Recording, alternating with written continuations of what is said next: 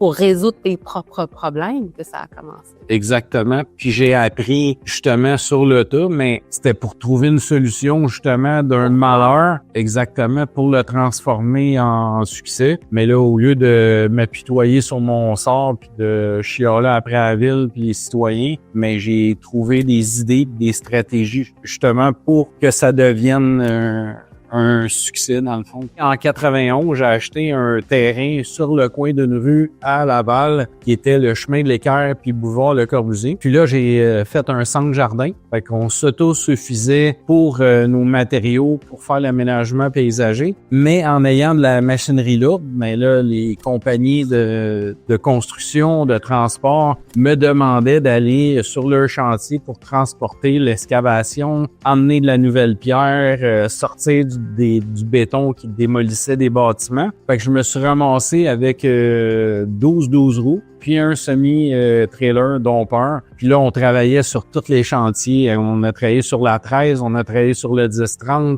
on a travaillé sur le Centropolis, puis plusieurs autres grands projets de centre commercial. Puis là, je voyais les projets se construire, puis les rues s'ouvrir, puis tout ça. Puis ça m'a emmené énormément d'expérience. Puis là, en 2001, 10 ans plus tard, la ville me demandait de quitter le terrain parce que je faisais trop de bruit, j'avais trop de machinerie. Puis là, c'est là que j'ai commencé à travailler un terrain pour pouvoir me bâtir un bâtiment commercial et industriel sur le boulevard Michelin à Laval. Ça a été mon premier bâtiment que j'ai construit de ma vie. Fait que c'était pas une maison, c'était pas des bureaux, c'était vraiment un immense bâtiment pour mettre ma machinerie puis faire mon garage puis mes bureaux. Mais pour que ça fonctionne avec les chiffres, mais moi, j'avais besoin, mettons, de 10 000 pieds carrés. Mais on a bâti 40 000 pieds carrés, puis on a trouvé preneur pour le 30 000 pieds excédent. Puis c'est comme ça que j'ai commencé vraiment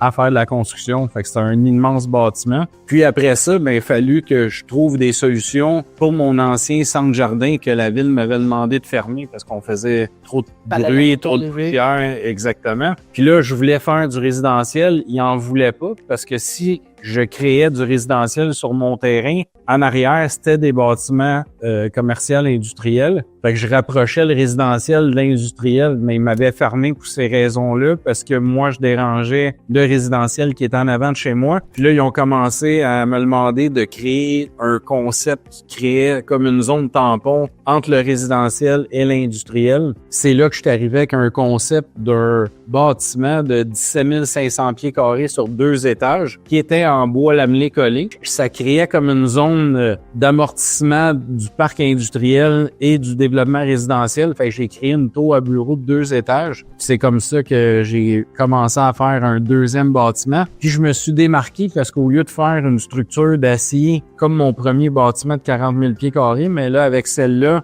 vu que c'était du bureau, je voulais créer quelque chose de différent pour justement créer une absorption rapide. Parce que quand tu as un produit qui est hors de l'ordinaire, mais des fois, tu captes plus l'attention des gens. Fait que c'est une question de marketing aussi. Le bâtiment était 100% en poudre de lamelé collé. Puis au lieu de vendre, exemple, dans ce temps-là, un bâtiment industriel se vendait 90-100 $ le pied. Mais nous, vu que c'était en bois, lamelé collé, on a réussi à vendre près de 200 $ le pied. C'était une première dans le domaine du bureau. C'est là que j'ai vraiment démarré dans le développement de terrain puis de la construction.